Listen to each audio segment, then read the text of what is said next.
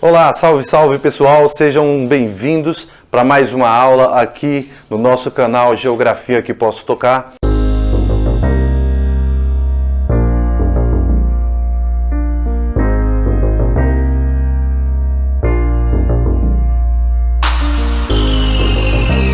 E hoje eu tenho uma aula muito especial, tenho um tema muito bem preparado para trabalharmos neste vídeo. Mas, antes disso tudo, quero questionar se você conhece, se você tem em mente o mapa do território brasileiro, o atual mesmo. Se não, observe a imagem aí que acabamos de colocar. Eu quero que você reflita e pense que nem sempre esse território foi assim. Teve um processo de construção, teve um passo a passo, e é isso que vamos começar a falar hoje.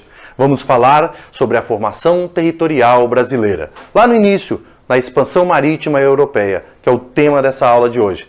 E vamos dividir essa aula em 4 pontos. Vamos passar essa aula em 4 pequenos pontos para ficar mais fácil, vamos pontuar aqui, que é o primeiro ponto, vamos falar o contexto histórico, contextualizar o momento histórico quando ocorreu essa expansão marítima europeia. O segundo ponto, vamos falar do pioneirismo português. Portugal foi o primeiro país europeu que juntou os elementos necessários para iniciar o processo aí de expansão marítima europeia. O terceiro ponto que vamos abordar são as grandes navegações, um processo aí histórico que ocorreu em virtude desse momento social e econômico que se encontrava a Europa e mais especificamente Portugal, que foi o pioneiro. E por último, nós vamos falar do Tratado de Tordesilhas, que é o tratado que vai de forma direta e incisiva influenciar na construção, na formação do território brasileiro, que é as capitanias hereditárias, que vai ser o primeiro mapa do território brasileiro. Então vamos lá? É isso aí, vamos no primeiro ponto. Então vamos lá, o nosso primeiro ponto dos 4 que vamos utilizar que dividimos essa aula para abordar o conteúdo. O primeiro ponto é o contexto histórico.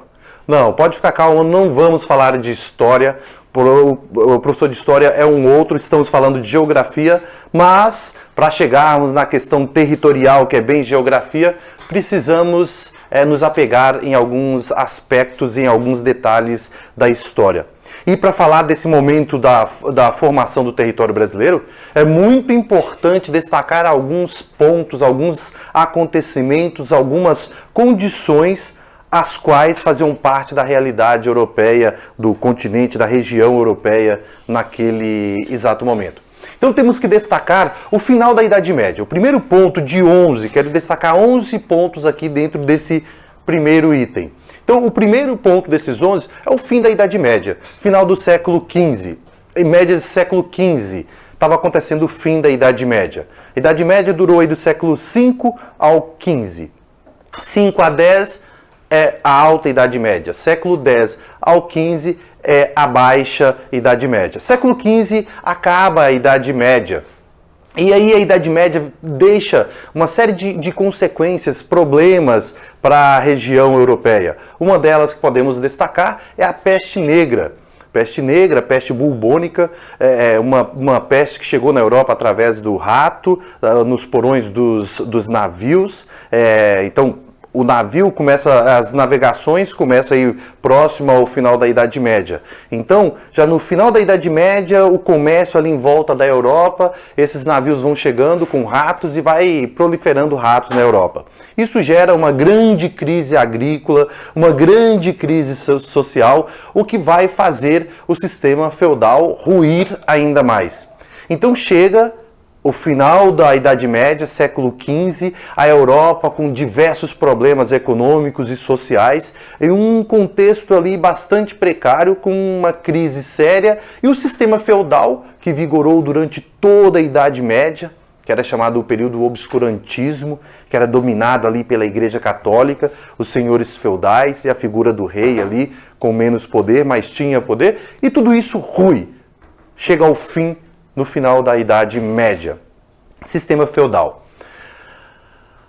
A Europa entra em crise com todos esses problemas sociais e no meio disso tudo, lá no século XII, tinha começado a surgir a classe de burgueses, os comerciantes. Aí com o fim da Idade Média, a Europa tem, especificamente na região de Portugal, muitos comerciantes, muitos burgueses, com muita força no comércio.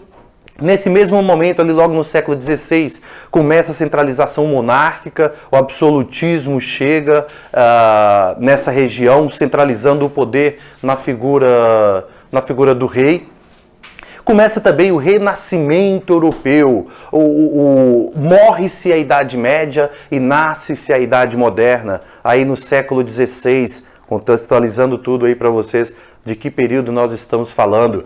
Então, a necessidade de produzir novos meios de produção, expandir as fronteiras europeias, porque tem que superar essa crise, tem que superar esse momento vivenciado aí com o fim da Idade Média. E com isso, essa necessidade de ganhar novos mercados, ganhar novos espaços e expandir as fronteiras europeias, temos início aí o mercantilismo, que Portugal também sendo pioneiro. O mercantilismo é o comércio ali baseado na mercadoria nas águas oceânicas. Então, o mercantilismo é esse momento histórico das grandes navegações focado na mercadoria, um trânsito muito intenso nos oceanos. E é isso que vamos falar nessa aula, está aí contextualizado o expansionismo marítimo europeu, começando no fim da Idade Média, no início da Idade Moderna.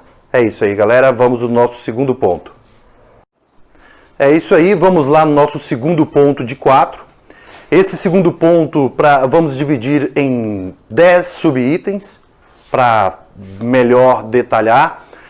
O pioneirismo português. O pioneirismo é ser o primeiro, ser aquele que iniciou, ser aquele que teve os primeiros conhecimentos, ser aquele que teve a primeira sacada, ser aquele que começou a dar os primeiros passos. Então, esse pioneirismo português, podemos dizer aí que foi entre o século XV e XVI que Portugal começou a dar os seus primeiros passos. Os primeiros passos que o Portugal deu no início do expansionismo marítimo europeu foi muito impulsionado pela concentração de burgueses que tinham ali. Os burgueses que não se davam muito bem ali com os senhores feudais durante a Idade Média, apoiou de forma muito intensa a centralização monárquica, tirando o poder dos senhores feudais e concentrando no rei. É claro que esse rei teve o apoio ali da classe burguesa, que teve início lá no século XII da Idade Média, que estavam ali bem estruturados, fortalecidos, pronto para investir, e ofereceu esse apoio para o rei ali na centralização monárquica, criando o Estado Nacional Português. Aí ali ainda no século XIV começa essa centralização monárquica. Através da Revolução de Aves, cria-se o primeiro Estado Nacional da Europa. Então, esse primeiro Estado Nacional na Europa começou em Portugal, na Revolução de Aves, que possibilitou esse poder ser centralizado na figura do rei e começar aí o primeiro Estado Nacional da Europa. E isso consolidou a força da burguesia que investiu nas grandes navegações. Então, quando a burguesia apoia essa centralização monárquica e esse rei fica com esse poder, consolidou ali todo o poder que a burguesia tinha, e isso foi fundamental para o desenvolvimento das tecnologias náuticas. Portugal investiu muito no estudo náutico ali na escola de Sacres. Então dá para pesquisar em história e conhecer um pouco mais sobre isso. E aí os navegantes desejavam dar a volta na África, o Cabo da Boa Esperança. Então, quando começou ali esse pioneirismo português, eles desejavam chegar em novas terras, era conhecido ali cruzando pelo meio do continente, mas eles queriam contornar a África pelo Oceano Atlântico, chegando ali no Índico, porque as navegações eram comuns só ali do norte para o sul, ali no mar Mediterrâneo na Europa, então tinham conhecimentos de pequenas distâncias. Esse pioneirismo consistia no desbravar águas distantes, contornar a África para chegar até a Ásia. Então, esse investimento nas tecnologias náuticas, nas tecnologias de navegação, foi de fundamental importância para que Portugal conseguisse dar esse passo desbravando as águas oceânicas. E aí, um país que logo em seguida vem pegando o movimento do expansionismo marítimo é a Espanha. Então, Espanha é um outro país que fica ali na Península Ibérica, país maior que Portugal. Começa ali uma disputa marítima, uma disputa por terras que viessem a ser descobertas entre Portugal e Espanha, dois países da Península Ibérica. Então cria uma rivalidade entre elas, que nosso último item, o Tratado de Tordesilhas, vem para colocar um fim a essa disputa, uma paz entre essas duas nações. Mas vocês vão ver isso com mais detalhe em história. Nós estamos caminhando aqui para chegar Portugal colonizando e criando o primeiro território que viria a ser no futuro o que hoje conhecemos como o Brasil. Alguns fatores explicam este pioneirismo de Portugal. O primeiro nós já mencionamos, a consolidação da monarquia absolutista, um território unificado, investimento no conhecimento náutico, como já falamos aqui, interesses de uma sociedade na expansão do comércio, os burgueses, destacamos muito, investimentos estrangeiros no comércio e posição geográfica. A posição geográfica de Portugal foi fundamental, porque antes mesmo de começar esse expansionismo, o comércio entre o norte e o sul da Europa tinha como um porto muito importante em Portugal. Se você começar a ler e pesquisar, muitos autores aí destacam a estrutura portuguesa, a estrutura da coroa portuguesa naquele momento para as questões de navegações, principalmente os espaços portuários. Então, relembrando aqui nesse último ponto, o que explica, isso cai muito em prova, o que explica esse pioneirismo português nas grandes navegações. Então, monarquia consolidada, território unificado, investimento no conhecimento náutico, interesse da sociedade na expansão do comércio e investimento estrangeiro no comércio. E também, claro, a posição geográfica. Vamos agora para o nosso terceiro ponto. É isso aí, as grandes navegações, nosso terceiro de 4 pontos para explicar a matéria, o expansionismo marítimo europeu. As grandes navegações recebem esse nome porque até então já existia uma navegação, um comércio até intenso ali em volta do continente europeu. Porém, pequenas navegações, pequenas distâncias, embarcações mais frágeis, sem grandes ambições. Então, norte da Europa parava em Portugal, Mediterrâneo, ali Mediterrâneo para a África, da África para a Europa. Então, as navegações existiam nessa escala. A partir do pioneirismo português é que se lançaram à sorte das águas profundas, de longas distâncias, descobrir novos caminhos para chegar às Índias. Então, eram navegações que não existiam até então.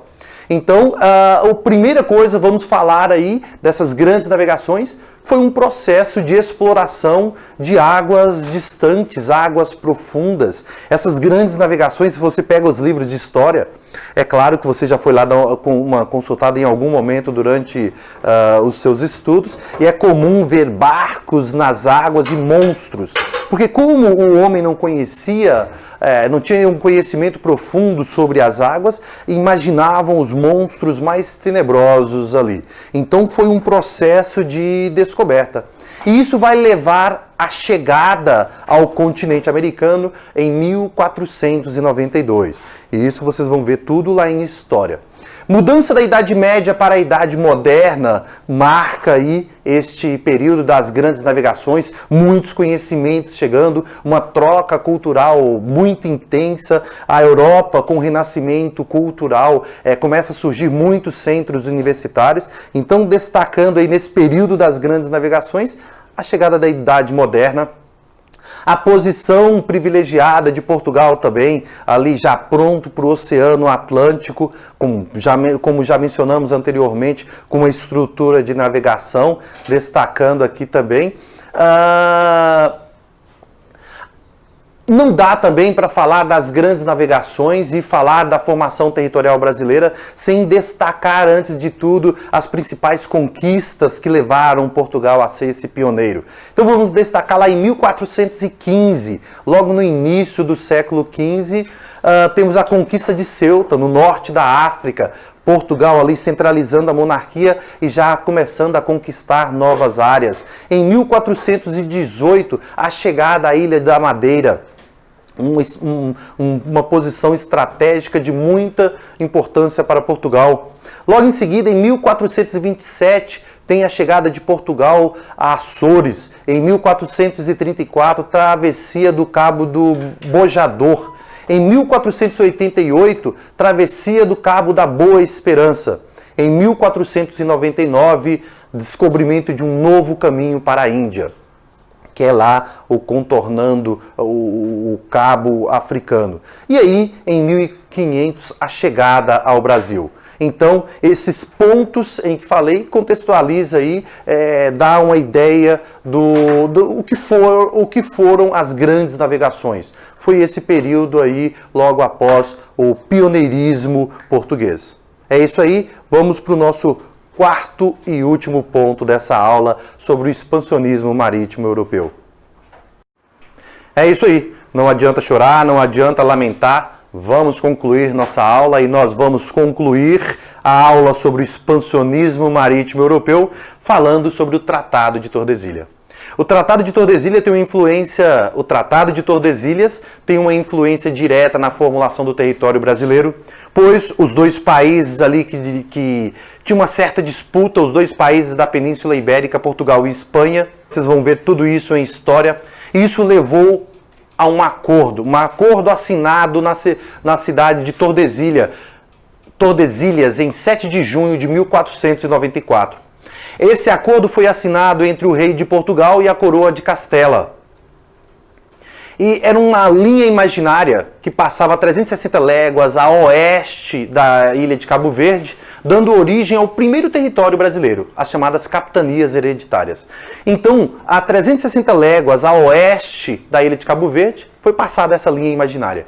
Essa linha imaginária pegava ali na altura de mais ou menos onde é Belém do Pará, no norte do país, e no sul do país, em Laguna, em Santa Catarina, criando aí uma fatia de terra, as quais recebeu o nome de capitanias hereditárias, que recebia esse nome de hereditárias, pois essa faixa de terra era transferida de pai para filho de forma hereditária, e, claro, respondendo às ordens de Portugal. E assim nasce o primeiro território brasileiro, as capitanias hereditárias. E tudo isso teve início lá com o expansionismo marítimo europeu, que permitiu, que possibilitou que essa região da Europa colonizasse, levasse sua cultura e sua forma de viver para outras regiões. E é isso. Na aula de hoje, vamos ficar por aqui.